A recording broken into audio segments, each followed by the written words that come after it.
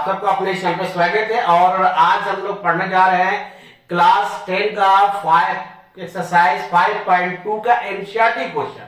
और वो NCERT question क्या है पूरा डिटेल हम इसमें जानेंगे।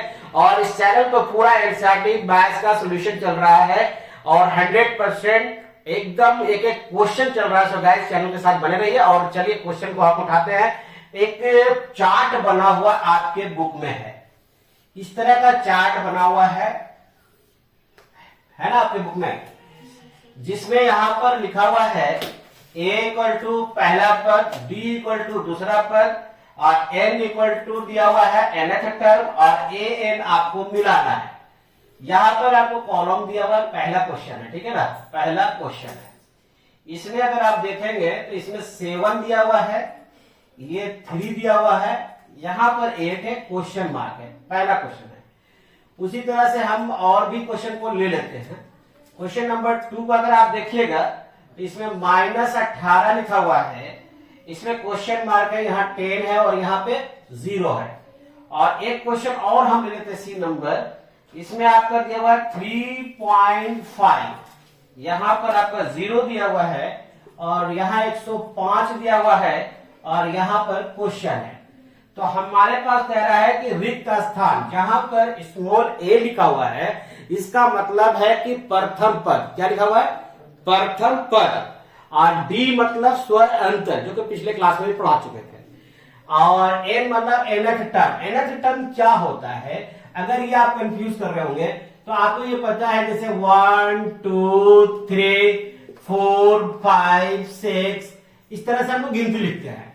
और लास्ट में मान लीजिए यहां पर 10 लिख दिए एग्जाम्पल के रूप में। कितना लिखा हमने, 10। और ये 10 तो ये जो मेरा पद था वो क्या था, पहला पद। इसको क्या कहते थे, पहला पद। वो पहला पद मेरा क्या था, ए था। अगर स्वर अंतर अगर हम बात कर रहे हैं, क्या बात कर रहे हैं, स्वर अंतर, स्वर अंतर की बात कर रहे हैं तो वो मेरा डी होता था, है ना। तो ये निकालने का क्या नियम था कि लास्ट वाला टर्म से पहला टर्म में घटा देते थे, यानी कि 2 - 1 इक्वल टू आपको 1 मिल गया, है ना। पहला पद यहाँ 1 हो गया। और कितना टर्म है, पहला टर्म, 2 टर्म, टर्म कितना टर्म है ये तो हमको नहीं मालूम है। लेकिन लास्ट टर्म जो है an का वैल्यू जो है वो 10 दिया हुआ। कितना दिया हुआ, 10 दिया हुआ। अब हमको nth टर्म नहीं मालूम है, नंबर ऑफ टर्म नहीं मालूम है कि 1 2 3 4 पहला, दूसरा, तीसरा, चौथा, पांचवा, छठा करके कितना बार हम लिखेंगे कि 10 आ जाए। ये तो गिनती है, तो आपने बोल दिएगा सर कि 10 बार लिखेंगे तो आ जाएगा। लेकिन इसमें हम ऐसा कुछ नंबर होता है जो अननोन है, तब वहां क्या करेंगे। तो इसके लिए एक फॉर्मूला आप पढ़ेंगे एपी में, an इक्वल टू पहला पद n-1 इंटू डी। बात सुना है, यानी an मतलब हो गया, इसको कहते हैं, क्या कहते हैं, nth टर्म। क्या कहेंगे, nth टर्म। और ये जो होता है इसको कहते हैं पहला पद।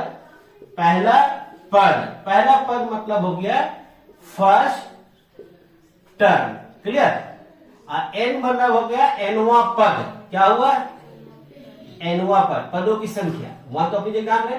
और डी जो होता है वो स्वर अंतर होता है। क्या होता है, स्वर अंतर। तो nth टर्म हो गया।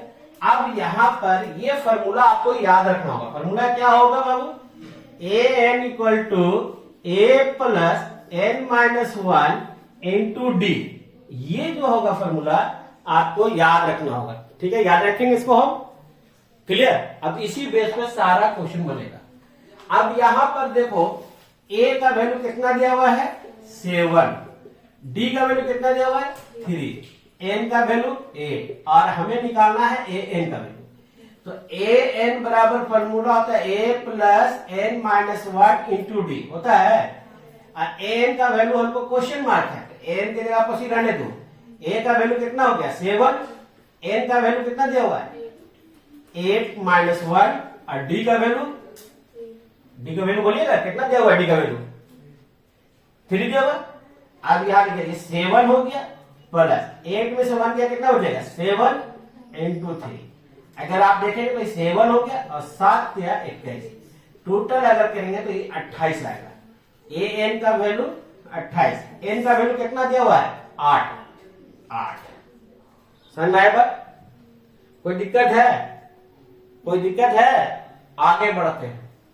अब उसी तरह से हम और क्वेश्चन को देखें जो बोर्ड पर लिखा हुआ, उसको देख लें। उसके बाद यहां पर a n का वैल्यू फर्स्ट टर्म कितना दिया हुआ है? -18। b का वैल्यू क्वेश्चन मार्क, अब d का वैल्यू मान लीजिए। n का वैल्यू कितना दिया हुआ है? 10। a n का वैल्यू कहीं जगह पर a n लिखता है, कहीं जगह पर t n लिखता है, और वो वैल्यू मेरा 0 दिया हुआ है। कितना दिया हुआ है? 0। अब a n का फॉर्मूला तुम जानती हो कि a plus n minus 1 into D होता है। a n का वैल्यू कितना दिया हुआ है?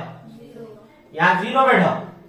पहला टर्म 18, n का वैल्यू हमको नहीं मालूम -1, और d का वैल्यू कितना दिया हुआ है? सॉरी, n का वैल्यू 10 दिया हुआ है। देखो यहाँ कितना दिया हुआ है? 10। और d का वैल्यू क्वेश्चन मार्क है।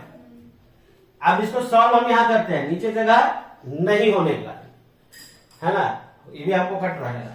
ये हो गया 0, कितना हो जाएगा? 0। ये 18 हो गया, यहाँ कितना बचा? 9। तो ये 18 प्लस 9d कितना आ रहा है? 9d आ रहा है। अब ध्यान दो, या प्लस साइन को इधर लाएंगे तो क्या होगा? -18, और ये हो गया 9d। 9 से कटेगा 2 बार में, तो d का वैल्यू कितना निकल गया?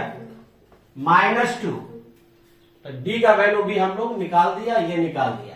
ये आप अपने बनाएंगे और कमेंट्स करके बताएंगे कि इसका आंसर कितना आएगा। चलिए नेक्स्ट भी हम इसको देखते हैं, अगला क्वेश्चन क्या होगा उसको भी हम लोग देखेंगे। एक बार बढ़िया से देख लीजिए, अगर कोई डाउट होगा तो पूछ लीजिए।